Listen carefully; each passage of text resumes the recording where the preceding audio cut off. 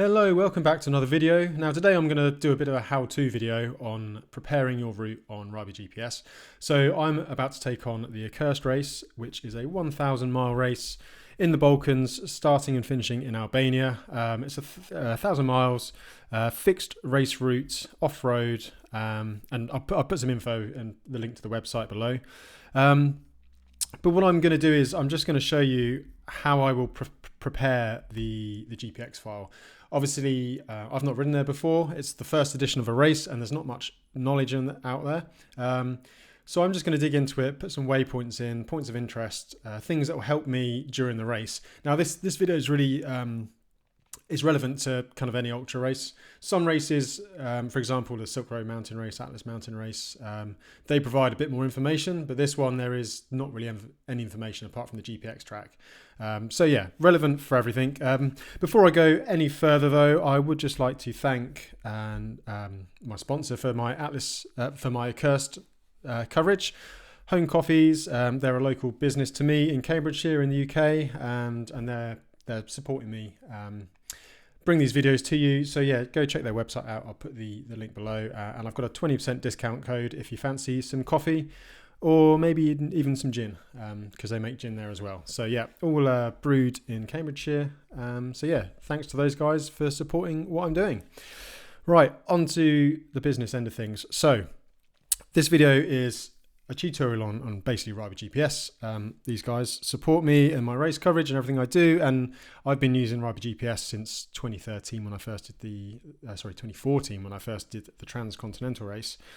So what I've done is the race organisers, they provide the route in a number of GPX files. So I think it's 9 sections for this particular route, just over 1,000 miles. This is sector 1, so I'm just going to give you a quick overview as to what I do to prepare and do a bit of research into the race route before I get there. So I'm actually leaving in a few days. So this time next week, I will be on my way.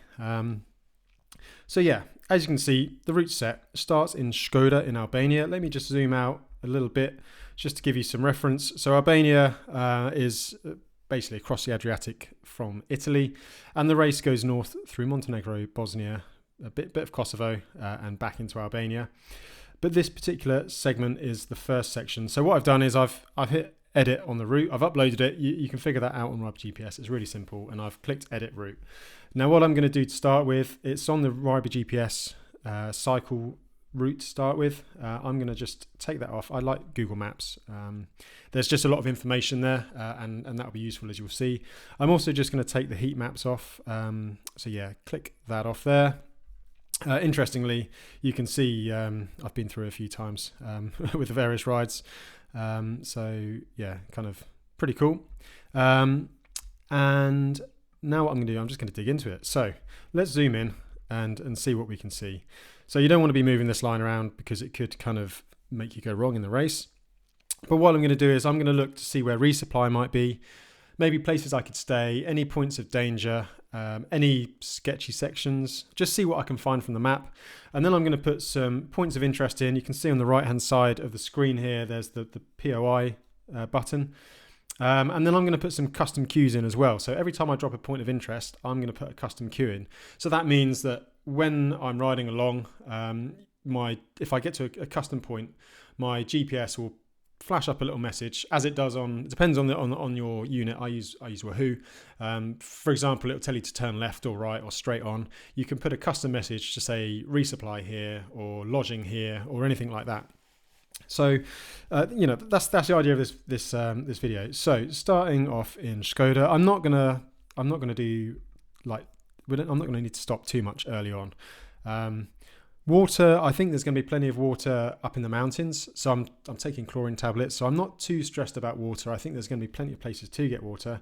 The main thing is food and potentially accommodation, and just looking to see what's in there. Now, the reason I switched onto Google Maps is you've got the little Google man, and quite often you can just drag him and drop him and see kind of what the terrain is you're going to be riding on. Now, obviously, we're not going to be riding up this river here, but you can see the track or the road on the side here. And you just get an idea. You're going up into these mountains. Gives you a bit of an idea of what to expect, and might inform your pack list as well. So if you've not used Ribe GPS before, the solid line here, that is road or tarmac. Well, let's say road because it's not always tarmac depending on where you are. And the checkered section is off-road, normally dirt roads. So you can see there's not an awful lot of information up here. See if there's anything we can drop the Google Man onto just to see if we can get any kind of like insight into the road up here. So the dots are normally the ones on Google where people have put in taken a photo and tagged the location. Let me get rid of that. We don't want to do that just yet. But I might be able to find, here we go. I just clicked on that little information point, open up Google Maps, and there we go, perfect. So this is the road. It opens up a new window. So this road here to start with, this is going to be the first track of the race. And that, as you can see, it's pretty damn cool. So already I've got an idea of what I'm going to be expecting on that first morning. It's going to be pretty wild, pretty remote. Don't think I want to be driving that camper up there that close to the edge.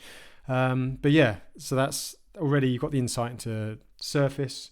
It looks like it's going to be relatively, technically it's a gravel track, you can drive on it, but it's going to be fairly rough. So already you kind of looking at that, a mountain bike is going to be the better bike for it. It's pretty amazing. I'm looking forward to getting up there, and hopefully the view's there and it's not tipping down with rain. So that's one thing you can do to kind of help yourself.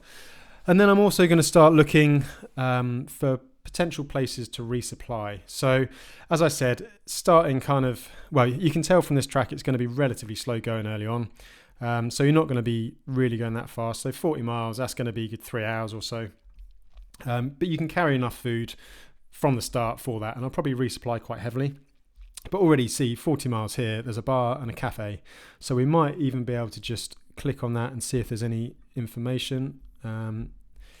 Let's see what it says. Bar, cafe, 5-star rating. Look at that. So yeah, that looks pretty good. Looks like I'll be able to get some food, maybe a snack if required, maybe just like a can of Coke or something like that. Looks like there might be lodgings as well. I've got a coffee machine. So yeah, this is the kind of thing you can check out. So what I'm going to do is, and I'll start again on that bit. So what I'm going to do is I'm going to add a POI. So make sure you can see when you click on the menu on the side here, the thing kind of pops up red. So drop POI. I'm just going to zoom in, and I'm going to put it on the cafe here, or pretty much on the cafe, and get rid of that because I've clicked the button already. And then I'm going to put food, and I'll just put bar, cafe. So if I'm referring to this map now, I'll see there's a food sign there. So I'll probably have it on my phone on the mobile app if I want a bigger overview. But as I said, I want a custom queue as well, because I want my GPS unit to beep at me and tell me that I'm basically passing a cafe. There's also a hospital there, which might be useful. Hopefully not, but you never know. So now I'm going to go on custom queue on the left-hand side here. I'm going to put it right there. It's not super accurate, but it's as good as. You won't be able to put them too close together. And you can see again, it's a similar kind of menu box. You can put turns in here, all this kind of information like summits. I sometimes put the summits in there, valleys, water. In this instance, I'm going to put food, and I'll just put, I'll probably put it in the description, just bar, cafe. So when I get there, that's going to ping up there. And this early in the race, it's probably not going to be super relevant, but later on, you never know. I did also notice there's camping here as well. So again, maybe I can there's no images there, but I could, if this was later on in the race, I could potentially just add a little way marker there, just so I knew what was going on. So yeah, that's our first kind of point. So that's 40 miles in. Might not need it, but it's good to know. So yeah, we just sort of go along and see what else is there. So 40 miles, just out of reference, if I hold the cursor on this on the line here, you can see on the bottom it pops you sort of up on the elevation. So we've basically done the first climb, and there's another big climb coming up, which looks like it's gonna be kind of on the road. So we might actually have a bit more stuff to to stop for here. So yeah, guest houses, there's a campsite. Again, not an awful lot obvious in terms of resupply. There's a little village over here. I'm sure there'll be something. Like things, not everything's on Google, as much as they like you to think there is. It looks like a little village. I'm not going to put a mark there. Basically, I'd rather kind of prepare for there not to be anything. This is what the villages look like up here, so that must be the campsite. Look at those mountains, incredible. So yeah. So again, rolling along, what was 60 miles here, up and over this climb, looks fairly straightforward to be honest. There's a little bunkhouse. Again, I'm not going to stop there. Another bar here.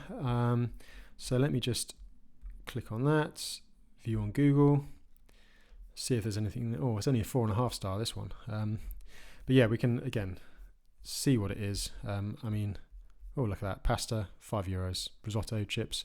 Kind of know what you're getting.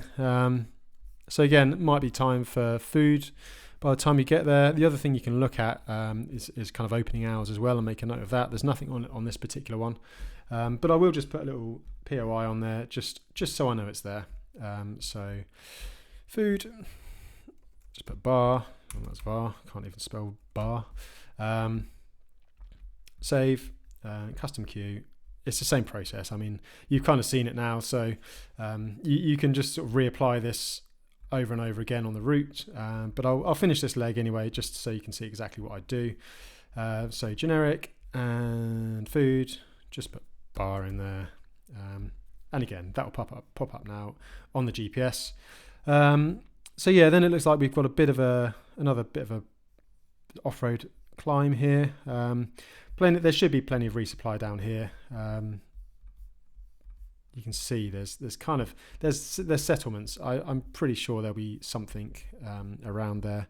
There's places to stay. Again, I'm not going to be sleeping this early, so I'm not going to bother putting anything in there. Is there anything viewpoint rise? Doesn't look like it.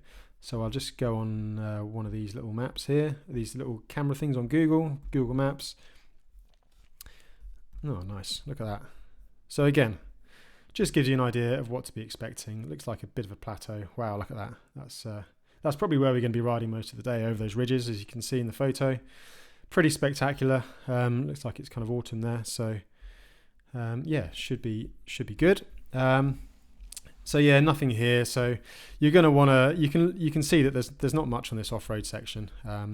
So you're probably going to then, in your head, realize that you're going to want to stop at probably this bar, 60, 70 miles, or that one, just to top up and make sure you've got enough energy. And then we've got our first border crossing into Montenegro. And I'm basically just going to put a little POI on the border, just so I know that it's there. Again, you can also get a countdown depending on your device. If you click on the route button on a Wahoo, it'll give you kind of a countdown to the next point, the next waypoint. So you can find out maybe you've got 50 miles to the next resupply or something like that. I'm just going to leave this as generic, actually, I think. So I'll put Montenegro border. And what I'm also going to do is I'm going to save that for now. I'm going to see if I can find any information on the actual border itself. So I'm going to see if there's a Google page on that, view on Google Maps, because opening hours are quite important. So border crossing, Chiverna, Grabon, and it's open 24 hours. So that's really useful information to know just there. So I can then put on the crossing here. That's the old one. Click on this one. Just in the description, I'm going to put open 24 hours. Now you can do this for border crossings, but you can also do it for like supermarkets and things like that. I mean, so far I've not found a supermarket. It's quite a remote part of the route. But the next big stop is going to be Podgorica. So there might be like 24-hour supermarkets or petrol stations, and then you really don't have to worry about like pushing hard and trying to get to places before a certain point. I'll just have a look down here, see if there's anything. To be honest though, it's if you look at the profile, it's pretty flat. So it's going to be 15 miles. That's going to be hour and a half tops, and you'll be in Podgorica. which is the end of the first file. So what I'm going to do is I'm just going to put another POI in there. I'm going to put it straight in the middle here. So yeah, I'll just put generic. I'll put full resupply, just because I know there's hotels, there's going to be some kind of 24-hour things, there's going to be shops, and also it's a key town. So that'll be very useful. I'll put a queue in there as well. I'll just put the name of the town, Podgorica, full resupply. So there we go. So yeah, and then I'm just gonna see if there's anything particularly interesting. There's a Lukoil. I guess that's going to be like a petrol station. Again, I'm just going to look at opening hours, open 24 hours. So I know 100%, regardless of the day of the week, I'm going to be able to get something in Podgorica. So if I rock up at 2 a.m, I know I'm going to be all right. You can already see, good stay in the Hilton. There's plenty of hotels. I might even look on booking.com or something like that beforehand just to see what there is. 116 miles, it's probably going to be too early to sleep for me. I'll probably try and push on a little bit further. However, some people, they might just want to stop on the first day. So that is kind of what I will do, or what I've done. I've already done it for the whole route, to prepare a GPS. In addition to that, I would also, I'm going to save this now. Once I've done that, I'll then go through it and I'll make a little kind of cue sheet just so I've got it in addition. So let me just go back to my main screen. The other thing I'll do is make a little cue sheet on Excel. This is actually the one from Atlas Mountain Race. Most of this information was provided by the race organisers, but I've made my own for the Accursed Race. So I've got names of towns, distance between them, total distance, and what I can expect to find at each location.